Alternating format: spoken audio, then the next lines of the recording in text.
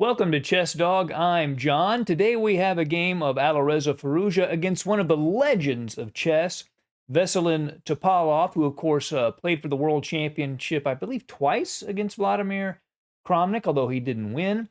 Who really one of the greatest attacking players in the history of chess. This is from the Superunited Rapid and Blitz, and the game itself is no masterpiece. However, it's a fairly short game, and it is just wonderful to see one of the legends of the previous generation playing a member of the young generation. Let's jump right in. Firouzja has white, Topalov has black. Firouzja begins with e4, and Topalov plays the Petrov defense, and Firouzja plays the main line with d4, d5, bishop to d3.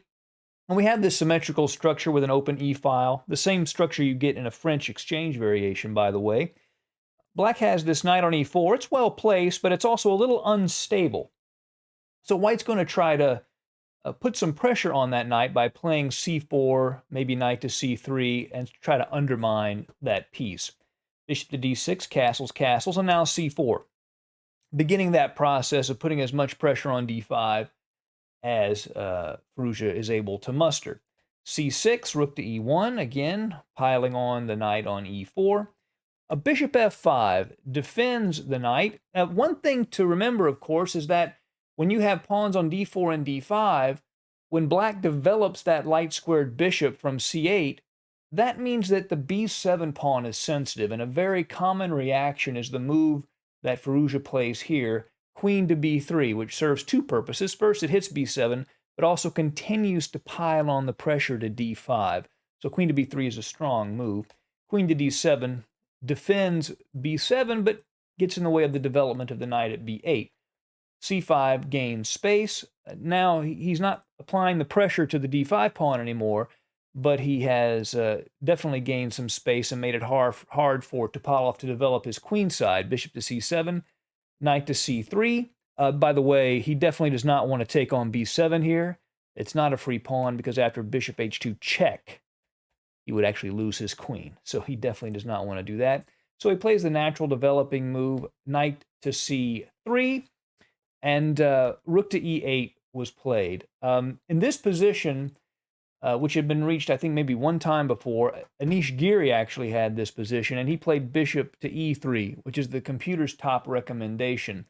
Firouzja plays g3, and perhaps the idea is to support a bishop coming to this square later, or giving his king some luft. But it sort of looks like just a move at this point. It doesn't accomplish a whole lot, at least not yet. So after g3, the best move here for black is probably b6, putting immediate pressure on white's pawn structure in the center, trying to liquidate that central advantage that white has.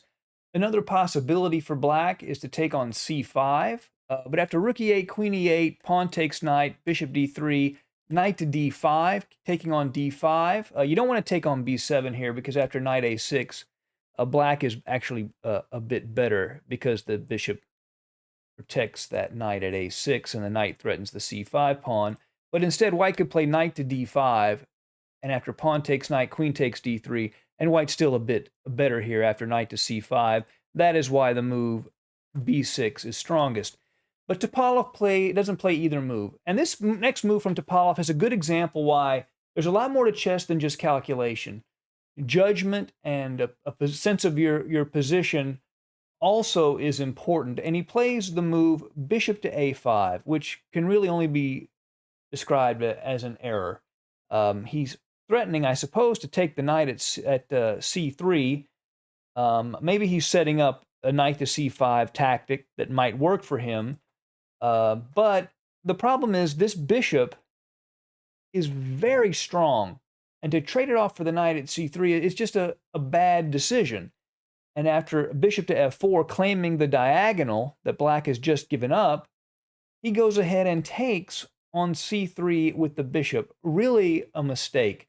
I suppose maybe he was trying to remove some of the pressure from the e4 knight that the knight on c3 was applying. But after pawn takes bishop, there's no question that Alireza has won the strategic battle in this game. Now, not only does he have space, but he's got another pawn that he can use to create pressure against d5. So he's got the best of both worlds. He's got the two bishops and this extra pawn to attack the center. Firouzja is better. f6 keeps a piece out of the e5 square, and Firouzja plays the most natural move in the position, c4, attacking the center. Computers recommend knight to h4, but the variation is actually quite convoluted. I'd be impressed if Firouzja had played this in a classical time control, let alone a rapid time control like this game, which was 25 minutes per side.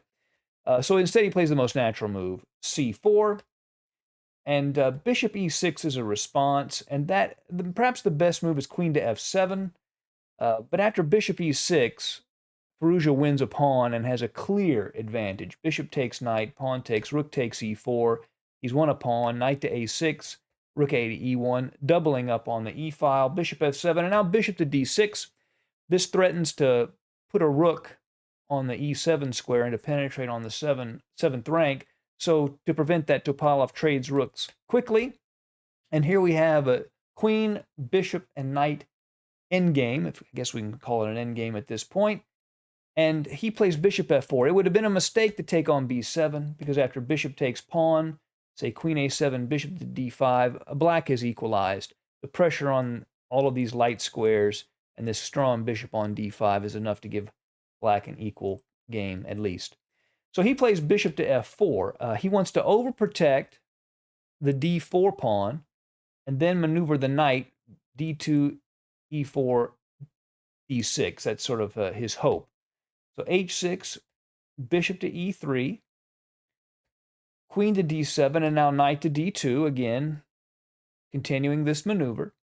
Bishop g6 controls the e4 square so that Firouzja cannot play knight to e4, but he plays f3, perhaps with the idea of supporting a knight on e4 anyway. f5 is played, continuing to keep the knight from hopping in, and then queen to b2, defending the d4 pawn so that the bishop can move if it needs to, king to h7, bishop to f4, and it's very hard for black to find a move in this position. Maybe knight to c7 is the best move. The b7 pawn doesn't fall because a queen takes d4 check. But here, after making what really is a strategic blunder with bishop to a5, Topalov makes a second blunder, and that's one blunder too many. He plays the move b6. And after pawn takes b6, b6, queen takes b6. The queen is defending this pawn on d4. He had a decisive material advantage. Firouzja had 17 minutes left on the clock. Topalov had 2 minutes left on the clock, which might explain this final blunder, and Topalov resigned. Not a masterpiece, but a good way for Firouzja to reintroduce himself into tournament chess, a faster time control after the candidates, and I'm going to go over a number of these games from this Superunited tournament, and I hope you enjoyed it. See you again soon at Chess Talk.